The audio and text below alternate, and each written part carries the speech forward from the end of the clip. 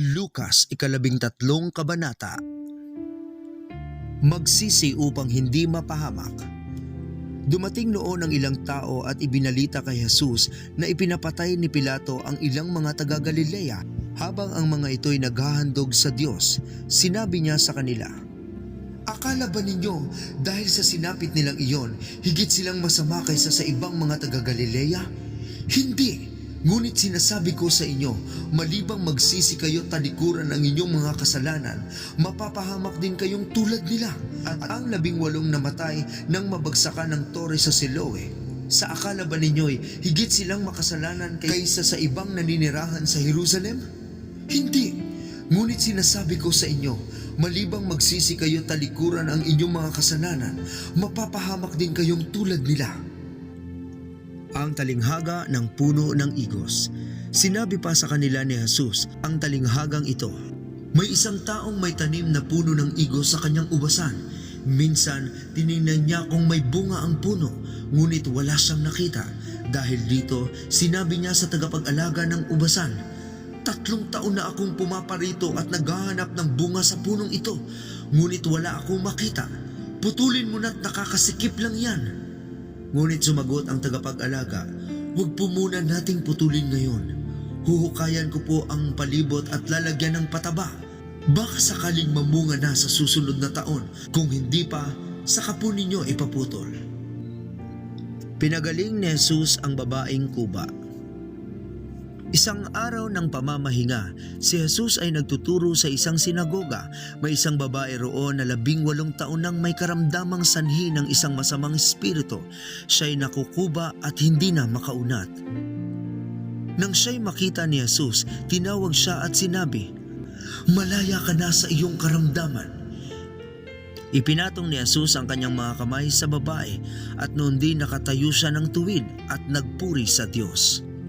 Ngunit nagalit ang tagapamahala ng sinagoga sapagkat nagpagaling si Jesus sa araw ng pamamahinga, kaya't sinabi ng tagapamahala sa mga tao, "May 6 na araw na inilaan upang kayo'y magtrabaho. Sa mga araw na iyon kayo pumarito upang pagalingin at huwag sa araw ng pamamahinga." Sinagot siya ng Panginoon, "Mga mapagkunwari, hindi ba't kinakalag ninyo sa sabsaban ng inyong baka o asno at dinadala sa painuman kahit sa araw ng pamamahinga? Ang anak na ito ni Abraham ay ginapos ni Satanas sa loob ng 18 taon. Hindi ba dapat siyang kalagan kahit nasa araw ng pamamahinga?" Napahiya ang lahat ng kumakalaban kay Jesus dahil sa isinagot niya.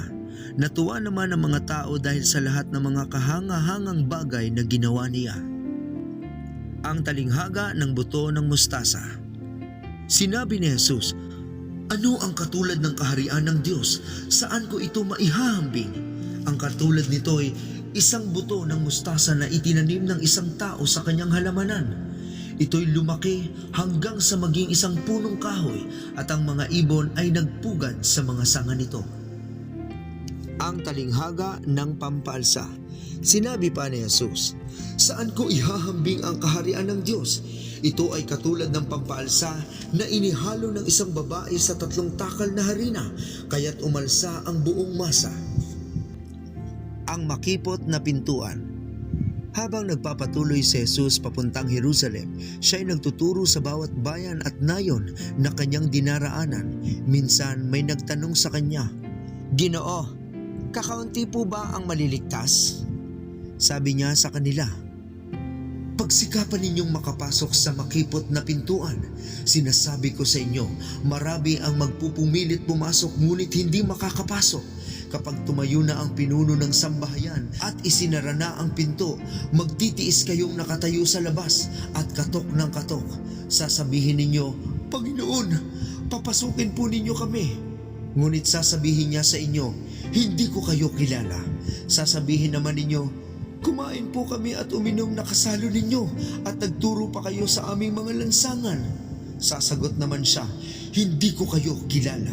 Lumayo kayo sa akin, kayong lahat na gumagawa ng kasamaan.'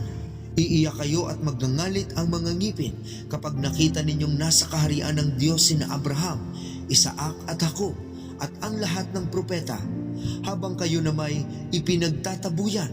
Darating ang mga tao buhat sa silangan at sa kanluran, sa hilaga at sa timog, at kakain sa handaan sa kaharian ng Diyos. Tunay ngang may nahuhuling mauuna at may nauunang mahuhuli. Ang pagmamahal ni Jesus para sa Jerusalem.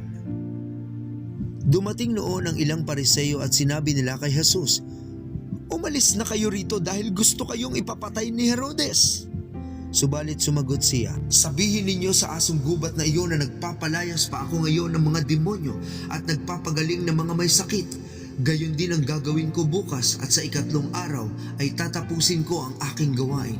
Ngunit dapat akong magpatuloy sa aking lakad ngayon, bukas at sa makalawa, sapagkat hindi dapat mamatay sa labas ng Jerusalem ang isang propeta. Jerusalem, Jerusalem, pinapatay mo ang mga propeta at binabato ang mga isinusugo sa iyo. Ilang beses kong sinikap na kupkupin ang iyong mga anak, gaya ng pag-aaruga ng isang inahin sa kanyang mga sisiw. Ngunit ayaw mo, kaya't pababayaan ng lubusan ang iyong templo. Sinasabi ko sa inyo, hindi mo na ako makikita hanggang sa dumating ang oras na sasabihin mo, pinagpala ang dumarating sa pangalan ng Panginoon."